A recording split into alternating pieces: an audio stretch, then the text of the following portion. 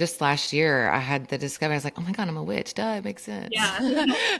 But I'm like, I've been in the closet, but I Yeah. don't know if I've ever come out even on my podcast and said, I'm a witch. I do a lot of witchy shit, Yeah.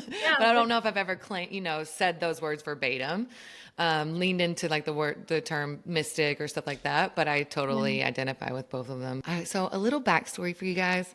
I met Helena Herndon at a frame shop in Austin. And I had a rather negative experience at this frame shop.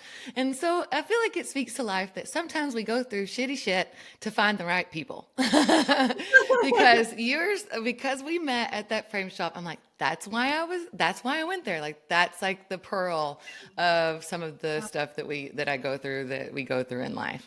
Yeah. Um, and I brought her on today. I'm so excited to like talk about her gifts and her talents and really just share her story with the world too. So thank you and welcome for accepting the invite. Yeah. Thank you. And it's funny because I had a good experience with the framing. They frame my picture well, but it's interesting because even that day was kind of like a spiritual lesson for me because I Mm. remember I had just gotten back from a trip that day and I had this long to-do list. And normally I'm like, okay, like let me do all these things I have to do for the week, like meal prep and clean my apartment and unpack. And I just had this like intuitive feeling. I was like, I really just want to like not do my to-do list and go and get my beautiful new art framed and Mm. just like make my house pretty and just do something for me and focus on something that brings me pleasure and joy. And I Mm. followed that urge and then I met you and like we just ended up having this great conversation. And so I feel like for me the lesson is like, prioritizing your pleasure and what Mm-hmm. feels good and then everything else falls into place and you have time to do your to-do list, but like Mm-hmm. life is about those moments of like following what you feel you're called Yeah. to do. And Yeah. I feel like that's like right on point with like the intuition. I was gonna say that's a Hmm. teaching in of itself, guys. Yes. Listen, listen to yourself. How Yes. many times have I not listened to myself and had to been like hit over the head by certain life circumstances, right? So I would love to then just go right into like Mhm. how you discovered or claimed, or yeah, let's go start with discovering and claiming your intuitive gifts. Yeah. Yeah. Well, um, I think I think we all have intuitive gifts. I think some people are more open than others or might have a more intuitive disposition than others. And it's something you can see in astrological charts or human design charts or, looking at the energy of someone. But we all have the capacity to tune into that side of ourselves, the more yin side of ourselves, and not be so caught up in the logical mind. Mm, Um, and but most people who are very intuitive, it you can see it when they're a child. mm, And so, I always say, people say, oh, how, when did you discover this? And I always say, well, I was very intuitive as a child. mm, But what I experienced that as was being hypersensitive and mm, not really, having moments where I didn't fit in or being told that I was too much. mm, Um, and so I think a lot of like people will usually relate to this where, like I would, or sometimes people say a child is they're too emotional.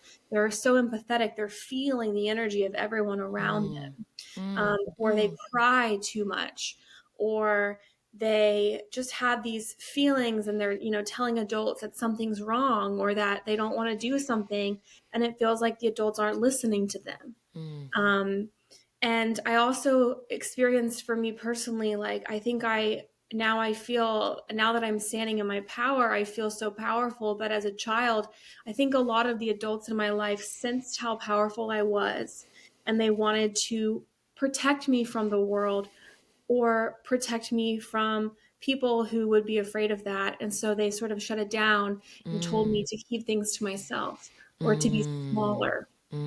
And I mm. grew up in the South, and I think it's like, they wanted me to be a nice, sweet Southern girl. And a lot of deconditioning around that for me. Where like I am not a nice, sweet Southern girl. I can be, but that Yeah. is not who I am all the time. Yeah. And so I think that like that's my experience is like, and so yeah, I mean it's things like I saw when people walked around, I saw the field of energy around them. Mm. I would go to certain places, like for example, I remember we went to the the these parks in New Mexico where they had petroglyphs on the walls. And I Ooh. remember I stood there and like I just cried. Like I would stand there and I would just cry and cry because I was feeling the energy and seeing and feeling all of these people that had been there in this Mm. Oh, story. wow. Yeah, and I would just like be picking up on so much energy all the time and feeling it in my body, but I didn't know what it was and I didn't know how to express it. So I think it just came across as I was like, yeah, too emotional or not in control of myself. And then as I got older, you know, in like high school, college, I was very interested in astrology, very interested in the soul and spirituality, but I really identified as an atheist. Mm. I didn't really believe in a God. And but it's interesting because I trusted my intuition so much and I made all my major life decisions from my gut, or now I know my sacral. Mm. um, and you know, I would make these long pro con lists of these logical reasons of things like where I should go to college, or should I, you know, where I should live, or what I should do. And I just would have this feeling, like this feeling of coming back to myself every time, where I was like, I don't know, none of this matters, but I just know what I'm going to do. And it was like that was me making a decision with my body, with my intuition, rather with the mind.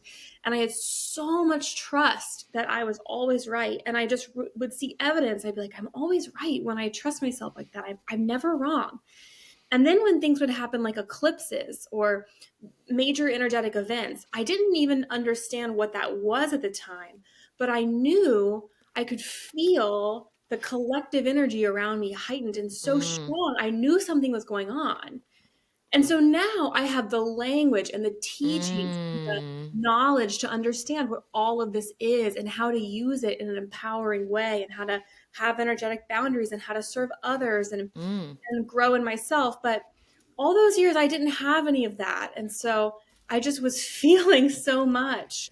And I really believe like we need to teach this kind of thing to children in schools. Oh, And yes. and we need to learn how to parent children with these kind of gifts, because I really believe as the world evolves and heals into the new world that we're moving into, that this more feminine yin, or just yeah, more esoteric subtle body energy is the medicine for so much of the imbalance, Mm-hmm. For you know, sure. yeah, You energy know, in this world. yeah, there's so much that you said that's resonated with me. First off, like whenever you're talking about being an emotional kid, like I had this image of me. It brought tears to my eyes because like I had this image of like 5-year-old me sensing my dad's energy and feeling it in like the moment that they told me they were going to get a divorce. And I was like, Mhm. wow, okay, yeah, so confirmation. I do identify as like a hypersensitive person Yeah. and stuff now too.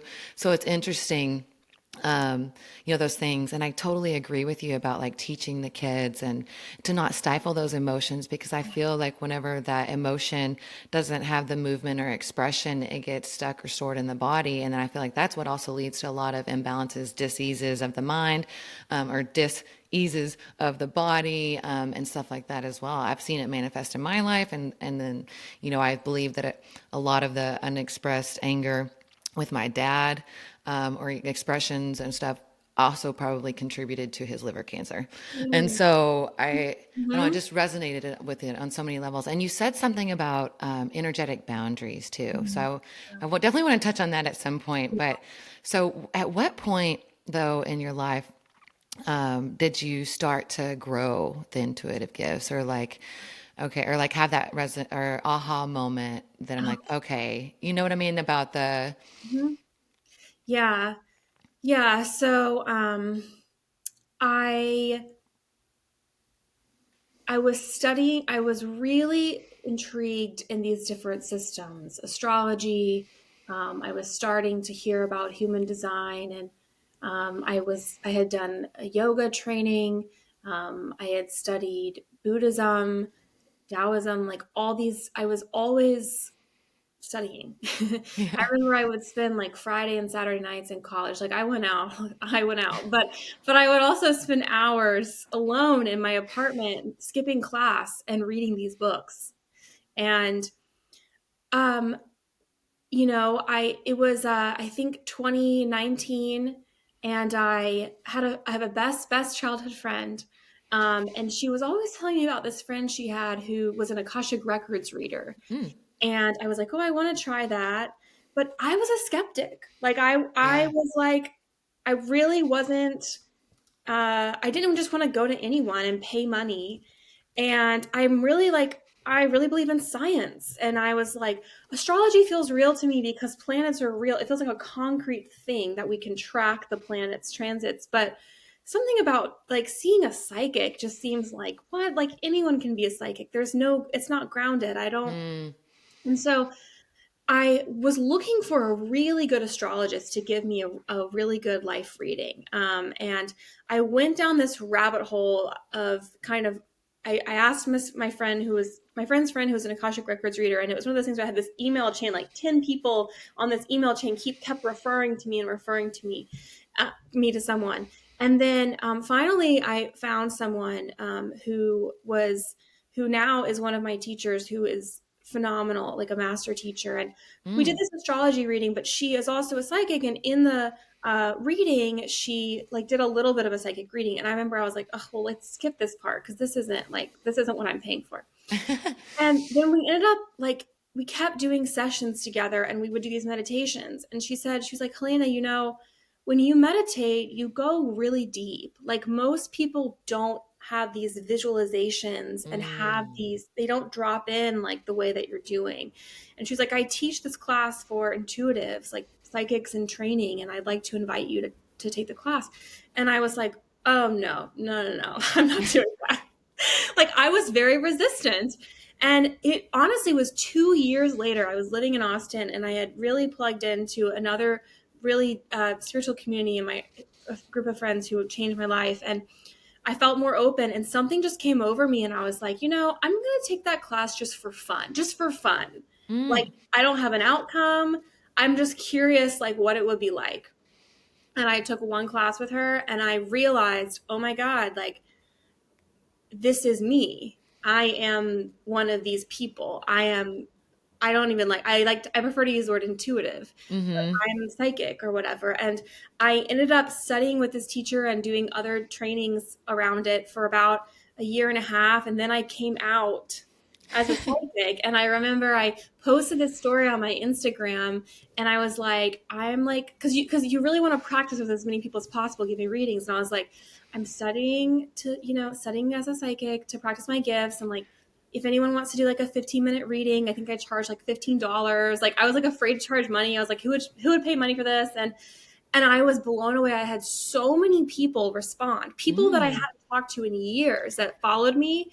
And they were like, oh my gosh, like this is so you. Like, yes, like you're someone who I would want to get a reading from. And I realized it's just this constant validation of like, this is who I am. And this is the energy that I've given off my whole life. People who have seen this in me that I didn't see it in myself. Wow. And yeah, and now I give readings like almost every week and I charge way more money and it's like a real business and I still am studying as well as practicing.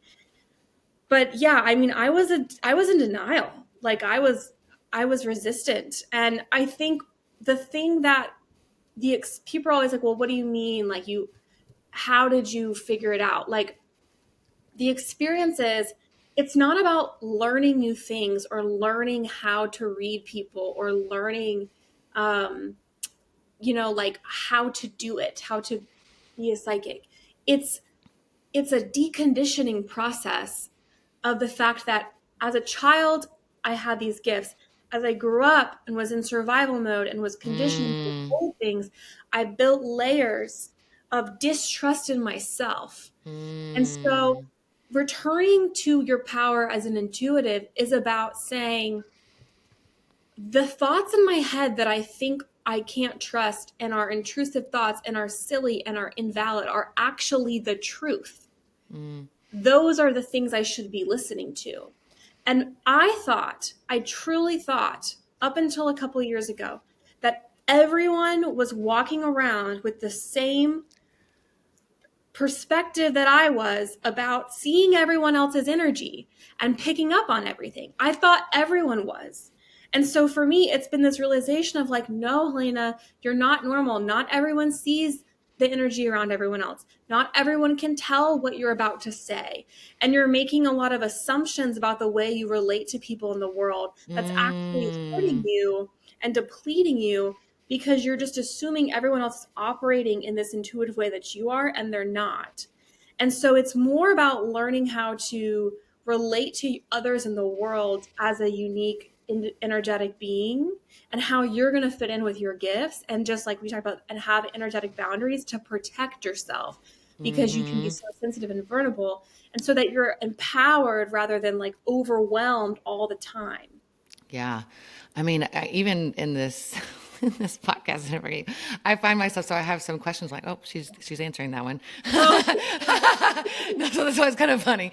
But yeah. I jotted down. I was like, oh, I want to jot down something real quick so I don't Mhm. forget it. Yeah. Um, but yeah, because I think it's potent to mention too, like how you helped or you shifted from being a skeptic or being atheist or agnostic to believing in spirit or to and like leaning into intuitive gifts. And I loved the phrase you said about coming out as a psychic, because I feel like I'm coming out as a witch. Yeah. And because I think I know I shared this with you before we started the podcast, but just for listeners' sake, that was only like a year ago in Austin where I had the epiphany. I was like, oh my God, I'm a witch. Yeah. And there was just so much fear. And I'm like, I'm coughing right now as I even say it. It's like coming up and out of even claiming that and stepping into it. You know, I identify as a mystic and I have witchy and Yeah. intuitive gifts and powers, but there's a fear there. And I don't know if it's like the burning at the stake or like the people that have been censored and that sort of thing. For me, it was like, I don't want people to think I'm crazy. Yeah. Because in my lineage too, I know my grandfather like went to a psychiatric facility, and Wow. so who knows now? What if he was just Okay. having some gifts that was Yeah. labeled as something else and like given shock treatments for? This Um, is, yeah. yeah, and so it's like, okay, no wonder I had a freaking fear, you know. And Um, and all of my work is rooted in past life theory. So when you're mm, speaking, so I have, you know, we talked about this. I have the same fear. Like I was saying, like for people listening, like this podcast is edgy for me because it's part of this speaking about this yeah, stuff that I yeah. wasn't able to do in the past. And because yeah, it's like this energy of the witch burned at the stake. Um, and I know and I believe that a lot of the women who feel this, not just women, but there is a collective group of people who in past lives were in female bodies and were persecuted for being a witch. And in this life, we've been reincarnated in a soul family where we're finding each other again. And we can tell ourselves that is a past life, this is this life, and in this life I am safe and free. But Mm-hmm. it's hard.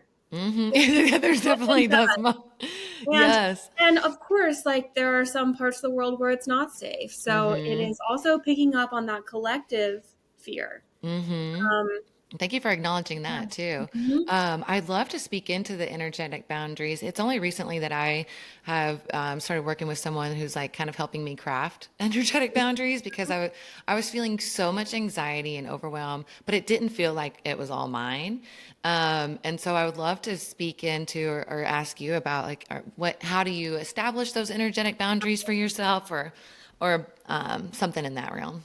Yeah, it's a great topic. It's so important. And I I'll acknowledge it's a psychic practice, energetic practice, and for me, it's also part of my work and readings involves human design. And in human design, like in a nutshell, you know, you have certain energetic centers that are open or closed. And if you have more open centers, you're also more open and vulnerable to taking in energy of others that can be draining or Mm. can be a challenge. And so I think about it from that mechanical point of view of like the centers being open, closed. It's a electromagnetic, um, energetic exchange.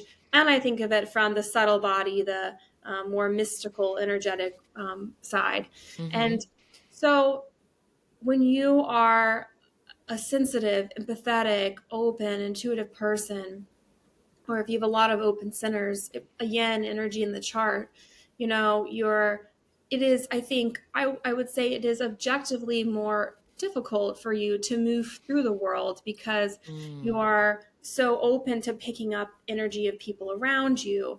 And there is a lot of suffering out there, and there are a lot of unconscious people who are projecting themselves or sending out energy that can be challenging. And there's also really healthy conditioning out there that feels beautiful to receive from a partner or a friend. And there's so much collective love and joy that can feel really good to receive if you're open to. So you have the gift of being able to receive, I think, and experience more joy and happiness and love if you're more open. Mm-hmm. I always think about the phrase, those who experience the greatest suffering are able to experience the greatest joy, Mm-hmm. which is kind of a more Eastern Buddhist theory. And so, I love yeah, that.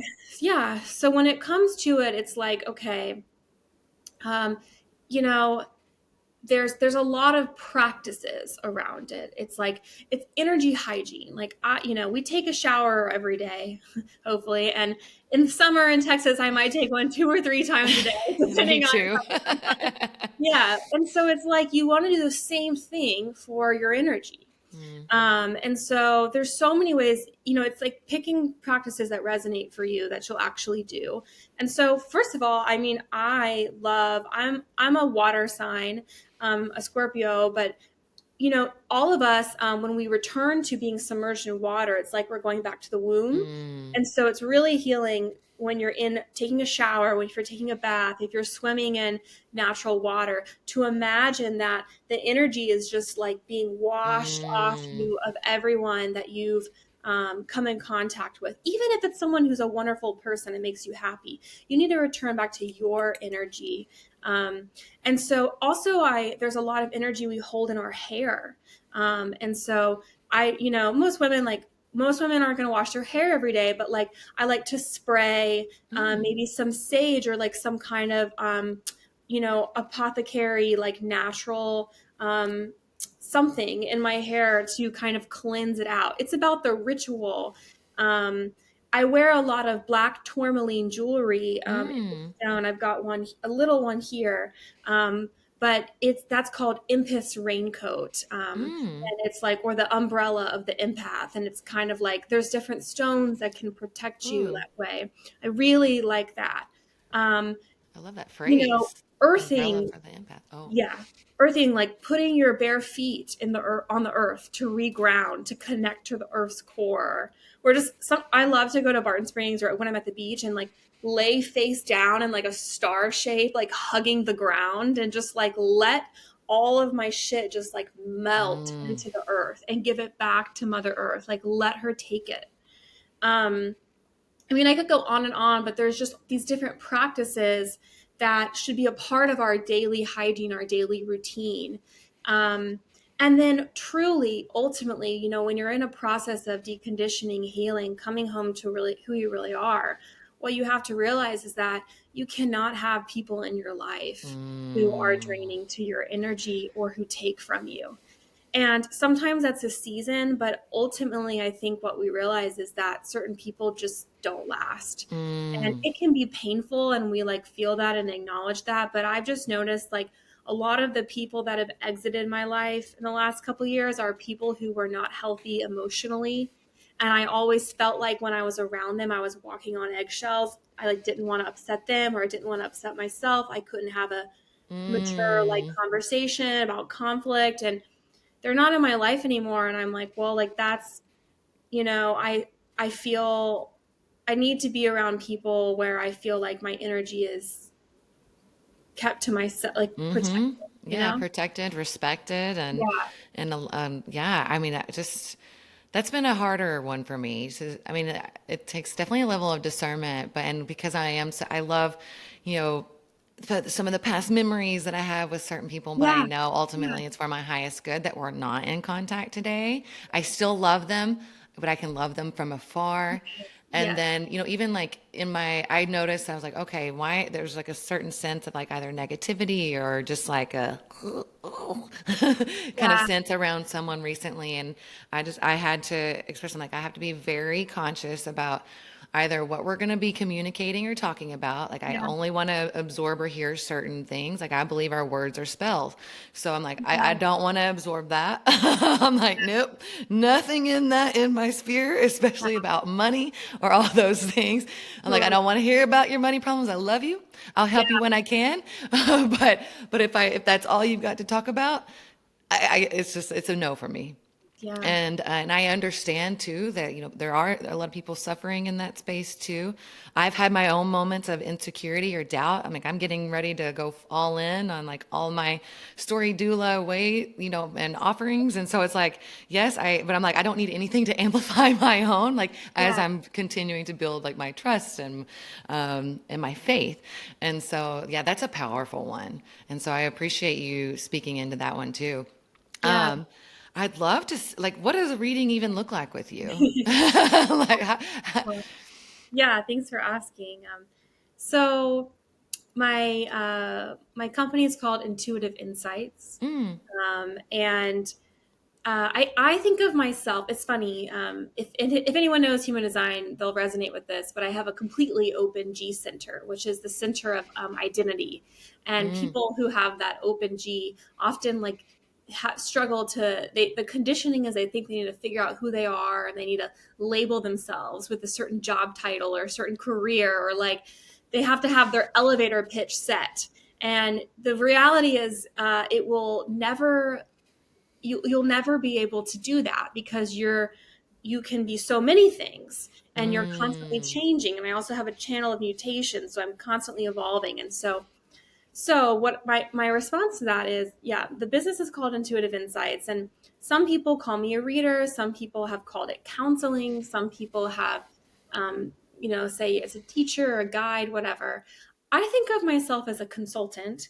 um, mm, I've been a consultant in my corporate life for a while, and I feel I'm a consultant because it's like I'm getting to the root of the problem, and then I'm offering a lot of different tools and information and kind of helping people to integrate that information and use that information in a way that's accessible and helpful to them so that they can feel more empowered and more aligned with who they really are. And so I, my current offering, right, because I know it will always evolve, but my current mm-hmm, offering as an intuitive insight reading is it's an hour, 60 minutes, and it's a blend. It's a blend of a psychic reading where I go into a meditative state and read people psychically, call in spirit guides. I might get messages from their angels, ancestors. I might scan their body. They can ask me questions and I'll give them the answers. And then also a blend of a little bit of evolutionary astrology, particularly past life mm, work. So talking about how the moon and different planets in the birth chart tell me possible stories about who you were in your past life. mm. And we talk about how that is influencing your experience in this life.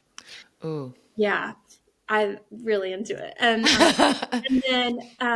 then a human design reading as well. And so I read human design charts, and I practice a method of human design. It's a method of a style called Zen human design, and it's much different than what's out there. Mm-hmm. Same with the evolutionary astrology. It's not pop astrology. It's different. Um, Mm, and so I have found that these three systems of information, of esoteric information, resonate with me so much. And it is so authentic to me to blend things together because mm-hmm. of my own personal experience. I used to put things on pedestals, and I used to say, this is the way, this is going to give me the answers. I need to study this and become an expert and a master in this. And I've learned, for me, that is the most powerful thing, is where I can pick and choose and put it Mm-hmm. together and create something with all of the different gifts that I have.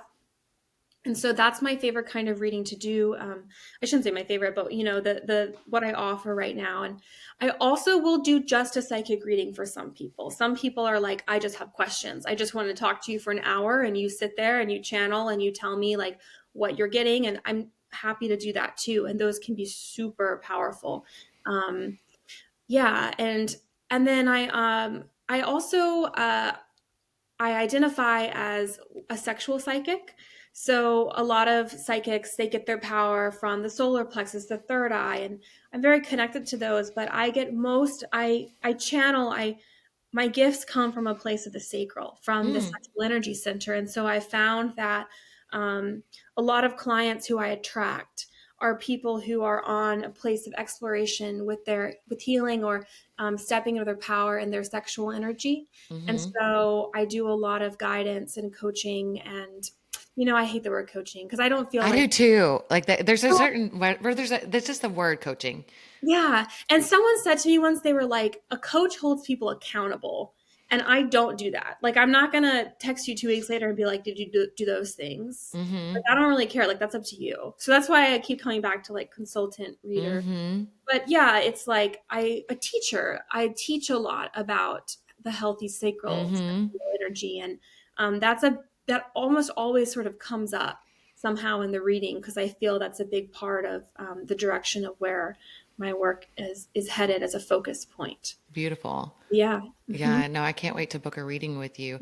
I Hmm. like what you said about that kind of like lighten my um resistance to the word coach for I just I Hmm. love the word teacher because I love to Yeah. be a teacher and a student like Yeah. you mentioned earlier, like you're always learning and studying, but you're also offering things in the world. And so I'd like, but I do hold people accountable in like their writing journeys and stuff. So I'm like, okay, but just the word, I don't know, just there's a deeper resonance with the term teacher guide. I Yeah. like consultant as well. Yeah.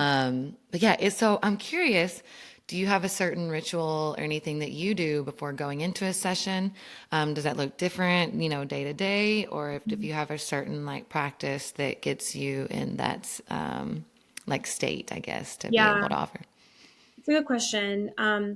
A huge, huge part of my journey, coming home to who I am, has been working to co-create a life that is supportive and has the infrastructure that I need to be in my most feeling my best and most Mm-hmm. empowered in my gifts. And so constantly, constantly working to regulate my nervous system in the Mm, world that we live in. I live like in downtown Austin and I love it, but there's a part of me that is aware of the truth that I need to be spending. I'd love to spend 3 to 6 months of the year living in nature and mm, come back to the city. Like, there's certain truths that are becoming really clear for me about the life that I'm designing for myself. But in the meantime, I always say everything, my medium is my body. So many people, like, mm, I read cards for myself personally, but I don't offer that as a reading. But like, there's so many ways to do this work. But for me, like, everything comes from my body. So I need mm-hmm, to be physically like feeling like I can perform almost like an athlete. Like, I feel mm-hmm, that way. And so I eat a really, really, I hate the word clean because it's like, I, I just, but I eat in a way that feels spiritual to me, mm-hmm, like with like really, really high quality food that is from the earth and grounding. I eat meat, I love meat, but I just eat in a way that feels like I'm just putting earth into my body. So fresh produce and juices and hydration, and I love, love, love the power of nutrition as medicine. mm-hmm. And then I move my body every day. Sometimes I work out twice a day. I'm like very active, which this isn't like, no one needs to do these things to have these gifts. It's just what Mm-hmm. I need for What works me. for you? Yeah. Yeah. And I take an Epsom salt bath several times a Mm, week. Love it. I try to get massages and cupping. So I'm just always turning inward. Like, my priority is the physical body. Um, and yeah, and then if on the day of a reading, I really try to schedule them in a way where I have time to shift gears into, because of my corporate job and my life, like, am often in a very masculine energy throughout the day, which I love that part of myself, but for a reading to be successful, I need to be in my feminine. Mm-hmm. And so I make sure that I have this time to transition before the reading, whether Mm-hmm. it's walking in nature, yes, sitting in meditation is very important. I light candles all over my apartment. I put on clothes that make me feel beautiful. Mm. I just like slow down. It's slowing down. Even now, as I'm thinking about it, I'm like, I need to speak slower.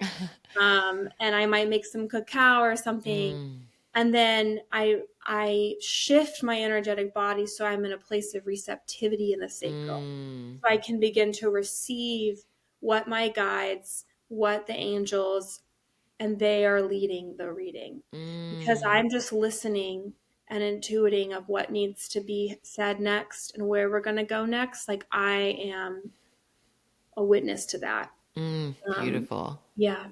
Oh, yes. Ugh. Yeah, Yes, I love it. Well, because I know I told you, I'm like, I'm going to book a reading, and yeah, then yeah. and then either add it to this episode or make it stand alone because I think it'd be Oh, really freaking cool. yeah, Either like, I don't know if I'll add the recording part of it. Who knows? We'll see. I yeah, might record it if you're open to that. yeah. Or I'll just like come back maybe with my insights after. I don't know. We'll see what feels best.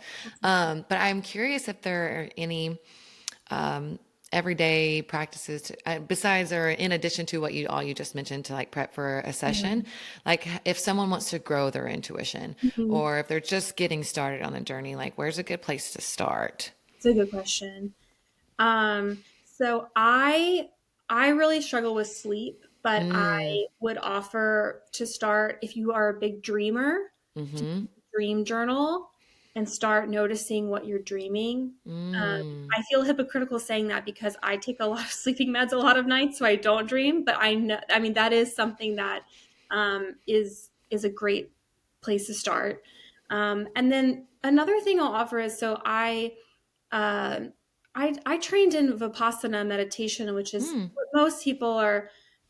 It's just the mindfulness of the breath, right? mm, It's that coming back to the breath, being in the present moment. And a lot of people think it's about clearing your mind, but that's impossible. It's just like noticing the thoughts, letting them go. It's what most like meditation classes, practices kind of are rooted in. But what I actually will offer is that that is a great kind of practice to help calm the mind, to be more present, to help us function in our day, in our work. But there's a psychic meditation is, there's a lot of guided visualizations of energy, blah blah, mm-hmm, but it's actually about letting your mind wander. mm, And it's kind of counterintuitive. Even if you're not sitting in a meditation pillow upright, but it's like when you just taking a moment out of your day to sit outside or lay on your bed and just mm, see where your imagination goes, see where your mind goes, and let it be really outrageous. Let it be dreamy. mm, And a lot of times the places we go, the little fantasies in our mind, I mean, the stories, fantasies I had, all throughout my childhood, I know now that those are past life stories. And those are versions of me that are alive in other dimensions and other mm, now. And if you talk to them and if you're open to them, there's a lot we can learn from them. mm, And so I think it's a deconditioning where we're told, you know, that stuff is make believe. It's just you're not paying attention. You're people are like, "Oh, you have ADD, you can't concentrate." Like you're not focusing on your work or the task. Well, sometimes our mind is going in those directions because again, that's the truth. Like mm, that's the reality, the information that is actually what wants to come through and what wants to be mm-hmm, lived. mm-hmm. Um, yeah. I love that. I'm a very visionary type of person. I always have been, with like imaginative scenarios, like in childhood, to reading books Mhm. and then to visualizing my future. And so I think, and my fingers kind of feel a little tingly as even I'm talking about it. But yeah, I kind of sometimes I will visualize things and I'm like, okay, and then some of that happens. So it's like a interesting, like I'm meeting that person too, or that person has already exists either a possibility, or if you think about like the quantum, like and everything existing in this moment, then yeah, I think that there's a lot of credibility in what you Yeah. just spoke to, and all of that. Yeah.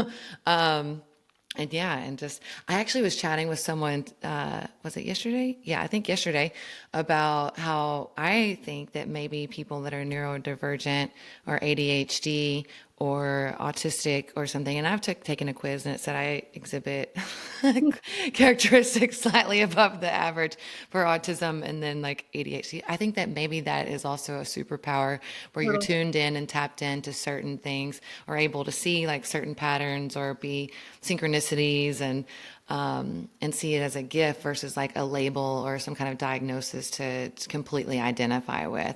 Yeah. Sure, maybe it offers help in a lot of different realms and Yes. opportunities, but I think it also, now that I'm like, coming to terms, like, I think I might be a little neurospicy, Yeah. that I it, love that. Yeah. yeah, yeah, I'm like, it helps me embrace it a little more, having that language around it. Um, and being like, okay, that's just how the unique lens of which I'm looking at through the world. Yeah. And so, yeah, I Totally. love like the idea. It just makes me want to go out on my porch and kind of like daydream or like see where I Yeah. go, past It's like or having future. having a daydreaming practice. It's Yeah. like it's just again, like going back to kind of what I was saying at the beginning, it's not about, you know, having an intuitive practice isn't about adding things to your life. It's about Mm-hmm. taking away the layers of the Mm-hmm. conditioning that we've all received, that we should think a certain way or be a certain way or be so much in our mind rather than in our bodies. It's like dropping into our Mm. bodies. And it's like, yeah, it's like if you have this urge within you or a feeling like you should do something, like live an experiment. That's what we say in human design. Life Oh, is an yeah. experiment. So you say, okay, like so I would encourage someone come to me, and because I also do just human design readings. So I do Mm-hmm. my blend, psychic, and human design, three different offerings. And so I'm like, come get a human design reading. And then what happens is you start to take 30 days, 60 days and begin to live that experiment. Like, Mm. and it's not black and white. It's like try something. Try Mm-hmm. living this way. Try living that way. You can always come back to how you were before. Yeah. And so it's like being intuitive, try waking up every day and asking your body just one, being like, what's one thing I should do today? That you Mm-hmm. feel like you just have that feeling. Or if you get a hit of intuition, just like writing it down. And I would describe intuition as like something that comes from an inner knowing, the body, the soul that cannot be explained or articulated or Mm. rationalized in the mind. Mm. It's bigger than the mind. It's in a language that the mind can't understand. It's in coming from here. And so it's like try, you know, doing it for a month or that day or whatever and just see what happens. It's like nothing bad is hopefully going to happen. Mm-hmm. And it's an experiment. I love that word, experiment, and because Mhm. to me that helps or incite curiosity and a little Yes. more playfulness. Yes. And so, yeah, it does. Because like I've been so many times in my life, like, okay, where's my path? What's the right path for me? Yep. But I love just introducing like the living as an experiment and giving yourself freaking permission to change. It's okay to Yes. change our minds. It's okay to change, shift, and Yes. evolve. And like, in fact, we do that and we change regardless of whether we want to or not. Absolutely. Right. So thank you. That's awesome. And so, okay, so how do people find you or connect with you? And then I will talk to you after this about like booking our session because I definitely want to do the blend. Yeah, for sure. Yeah. Um, okay, find me. I have a website. It's helenaherndon.com. My Instagram is just at Helena Herndon. It's not that exciting. Easy peasy. Yeah. And Keep yeah, it simple. so I do one-on-one readings. And I also every other month do a group event in Austin, Mm, an in-person workshop class. It's either a human design class or, for example, I just did one on the eclipse we had on mm, September 17th in Pisces. And so we like learn about the astrology, the human design going on, the energy. I read psychically, we meditate, we did a little bit of like sexual energy meditation. And that's a great way, I think, just to kind of feel out me and my work. And then a lot of times beautiful. people will book one-on-ones after that because it's this kind of a safe way to come, very casual. And people always ask, they're like, do I need to know any of this stuff? No. Like you can come and have never seen your charts in your Mm, life. You don't have to know anything. I used to teach seventh grade, and so Oh, yes, awesome. so that's why I'm also always referring back to thinking about children and young people because they Mm. teach us so much. But when I have classes and when I do readings, like I step into that role of like teaching my seventh grade class, and I'm like, Oh, okay, cool. everyone sits in a circle, and like, does everyone have a snack? And like, does anyone have any questions? Like, that's what lights me up, and so I want people to feel like that when they come, like that I it's love that. really accessible for everyone. Like, a lot of men come, like it's just it's a great group. Yeah, and so I know I'm I've been out of town for the last couple that you've offered. I'm like, I'm so yeah. excited to finally, like, after October 7th, I am in Austin Okay. more. And so I'm like, I'm so excited to come to one Oh, of your the in-person next one events will be too. December 11th. I know it's Okay, kind of cool. yeah. Yeah, no, I'm gonna write And that down. I'm also, and to your point, I'm actually hiring an assistant who Oh, I'm beautiful. hoping we can get it like so that we can stream it on Zoom so that people Yeah. can come who aren't. Cool. Okay, cool. Awesome. Well, good, because I don't know exactly when this will drop. So you got time, folks. Yeah. Awesome. Thank you so much. Oh, thank you. Thank you.